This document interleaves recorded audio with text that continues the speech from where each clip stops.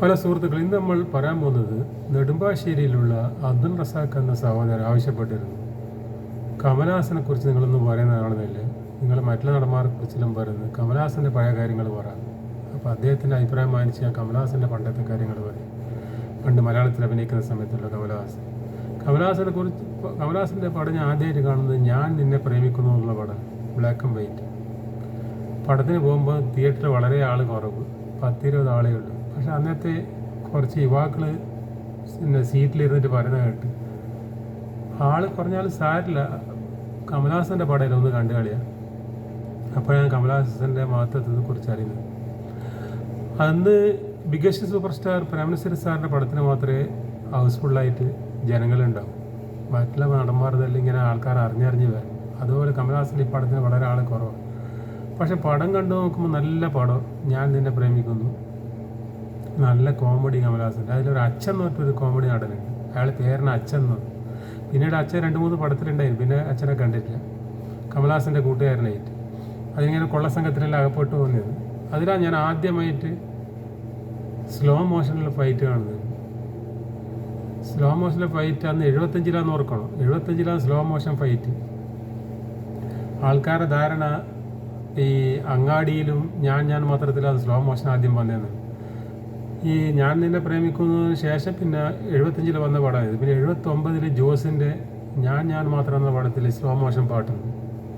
പിന്നെ 80-ൽ അങ്ങാടി. പക്ഷെ അധികം ആൾക്കാർക്ക് അറിയില്ല, എല്ലാവരും ധാരണ അങ്ങാടിയിലാണ് ഈ കണ്ണും വന്ന ആദ്യം സ്ലോ മോഷൻ എന്നാണ്. അപ്പോൾ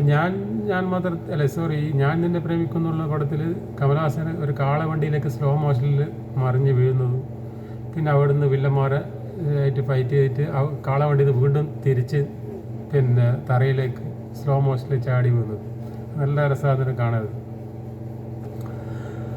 അപ്പോൾ അവിടെ നല്ല പാട്ടുണ്ട്, മനസ്സേ ആശ്വസിക്കൂ ആശ്വസിക്കൂ എന്നുള്ള പാട്ട് ഞാനില്ല. അതിനുശേഷം കമലഹാസനെ എനിക്ക് നല്ലോണം ഇഷ്ടപ്പെട്ട്. നസീർ സാറ് കഴിഞ്ഞാൽ പിന്നെ കമലഹാസൻ്റെ പടം വന്നാലെല്ലാം ഒന്നും മിസ്സാക്കാണ്ട് കാണലില്ല. കമലഹാസൻ്റെ പിന്നീട് വന്ന പടങ്ങളെല്ലാം ഓരോന്നോരായിട്ട് കാണാൻ തുടങ്ങി. അതിനുശേഷം കണ്ട പടങ്ങളാണ് ഒന്ന് ആശീർവാദം, അതിനുശേഷം കമലഹാസൻ്റെ നല്ല അഭിനയമായിരുന്നു, സൂപ്പർ അഭിനയം. അത് ഇന്ത്യയിൽ റീമേക്ക് ചെയ്തിട്ട് മിഥുൻ ചക്രവർത്തിയാണ് കമലഹാസൻ്റെ റോളിൽ പോരാ. പിന്നെ കമലഹാസൻ്റെ പടം കണ്ടത് അഷ്ടമംഗല്യം, അതിലൊരു അഡ്വക്കേറ്റായിട്ടാണ്, ശാരദയാണ് പിന്നെ നായിക, അഷ്ടമംഗല്യം.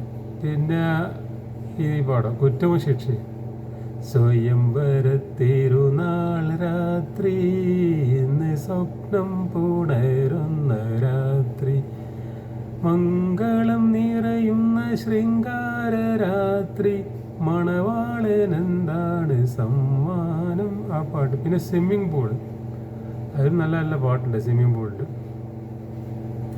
പിന്നെ അത് കഴിഞ്ഞ് കാണുന്നത് ശ്രീദേവിയിൽ നല്ല പാട്ടുണ്ട്, വിവാഹം സ്വർഗത്തിൽ നടന്നാലും ജീവിതം ഭൂമിയിൽ വീതുമ്പി നിൽക്കും. പിന്നെ ശ്രീദേവി ആയിരിക്കും ആദ്യം നായിക, നല്ലൊരു കോംബോ ആയിരുന്നു. പിന്നെ ജയസുധ. അല്ലാതെ ഇവിടുത്തെ നടിമാരുടെ കൂടെ അഭിനയിക്കൽ കുറവാണ്. വിധുവാലിൻ്റെ കൂടെ അഭിനയിച്ചിട്ടുണ്ട്, ജയഭാരതിൻ്റെ കൂടെ ഉണ്ട്, ശീലൻ്റെ കൂടെ എല്ലാം ഉണ്ട്. പക്ഷെ അധികം കമലഹാസന് ശ്രീദേവി അല്ലെ ജയസുധ. പിന്നെ കാണേണ്ട പടമാണ് വയനാടൻ തമ്പാൻ, അതിൽ ലതയാണ് MGR-ലത്. അതാണ് ഇത് കാലത്ത് ഭയങ്കര ഹിറ്റാണ്, ഭയങ്കര പോസ്റ്ററിലും വലിയ പോസ്റ്ററാണ് കമലഹാസൻ കപ്പട മീശയിലും വെച്ചിട്ട്. പിന്നെ സത്യവാൻ സാവിത്രി, BG വിശ്വംഭരൻ്റെ, അതിൽ നല്ല നല്ല പാട്ടുള്ള പടം.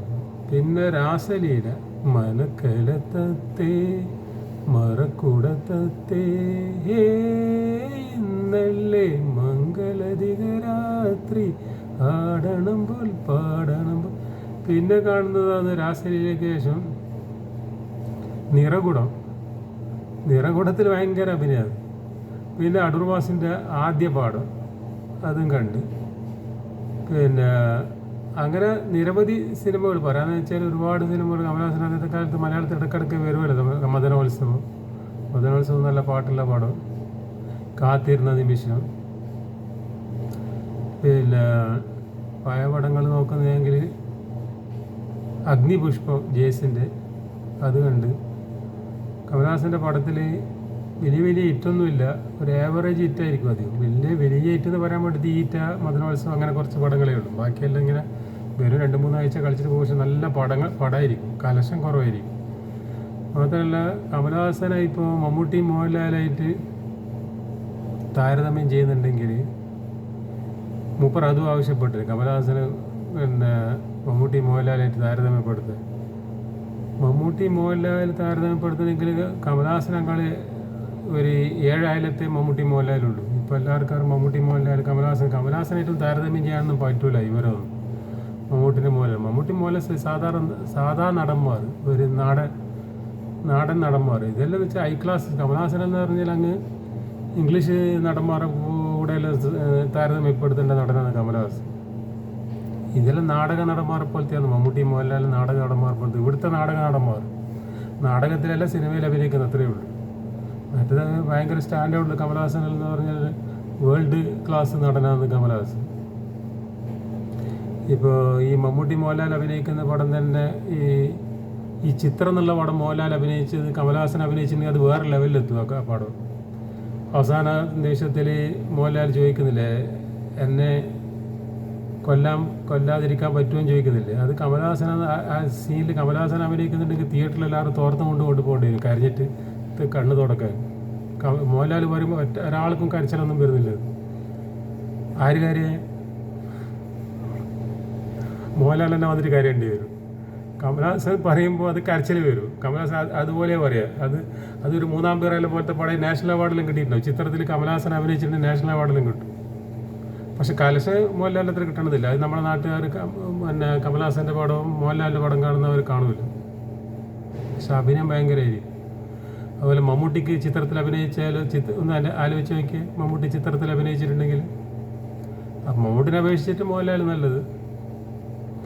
അപ്പോൾ കമലഹാസനെ കുറിച്ച് പറയുകയാണെങ്കിൽ കമലഹാസൻ്റെ അഭിനയം ഒന്ന് വേറെ തന്നെ ഒരു അഭിനയം. അതൊന്നും മറ്റു നടന്മാർക്കൊന്നും സാധിക്കില്ല. അന്നത്തെ കാലത്ത് ഈ ചെറുപ്പക്കാരനായ സമയത്ത് 23-20 വയസ്സുള്ള സമയത്തുള്ള അഭിനയം തന്നെ ഭയങ്കരമാണ്. പിന്നെ ബിഗ്ഗസ്റ്റ് സൂപ്പർ സ്റ്റാർ നസീർ സാറിൻ്റെ കൂടെ തിരുവോണത്തിലുണ്ടായി ഉപനായകനായിട്ട്. അതേപോലെ പിന്നെ ബ്ലാക്ക് ആൻഡ് വൈറ്റ് സിനിമ വന്ന് ആനന്ദം പരമാനന്ദം, അത് അന്നത്തെ കാലത്ത് ഒരു കോമഡി സിനിമയായിട്ട് വന്നു, അതും കണ്ടിരുന്നു വിശേഷിച്ച്. പിന്നെ അനുമോദനം, അത് കണ്ടിരുന്നു. പക്ഷെ കഥയൊന്നും ഇപ്പോൾ ശരിക്കും ഓർമ്മയില്ല. എല്ലാ പടവും കമലഹാസൻ്റെ പടം വന്നാൽ കാണലുണ്ട്. കമലഹാസൻ്റെ പടം തുടക്കം മുതൽ അവസാനം വരെ കമലഹാസൻ അതിൻ്റെ ഒരേ ശൈലിയിൽ അഭിനയിക്കും. കമലഹാസന് കഥ അറിയാം, അല്ലാണ്ട് കഥ അറിഞ്ഞിട്ട് തുടക്കം മുതൽ കമലഹാസൻ്റെ ആ പടം തന്നെ തോന്നും. ചില നടന്മാരത് അഭിനയിക്കുമ്പോൾ, മമ്മൂട്ടി മോഹൻലാൽ അഭിനയിക്കുമ്പോൾ പടത്തിൻ്റെ പോക്ക് ആ പടത്തിലുള്ള പോലെ തോന്നില്ല, വേറെ പടമായിട്ടുള്ള സാമ്യത തോന്നും. പക്ഷെ കമലഹാസനെ ഫുൾ ടൈം ആ പടം തീരുന്നവരെ കമലഹാസൻ അതിൽ ആ കഥാപാത്രമായിട്ട് ഉൾക്കൊള്ളും. അപ്പോൾ കമലഹാസനെ കുറിച്ച് പറയുകയാണെങ്കിൽ ഇതാണ്. ഓക്കെ.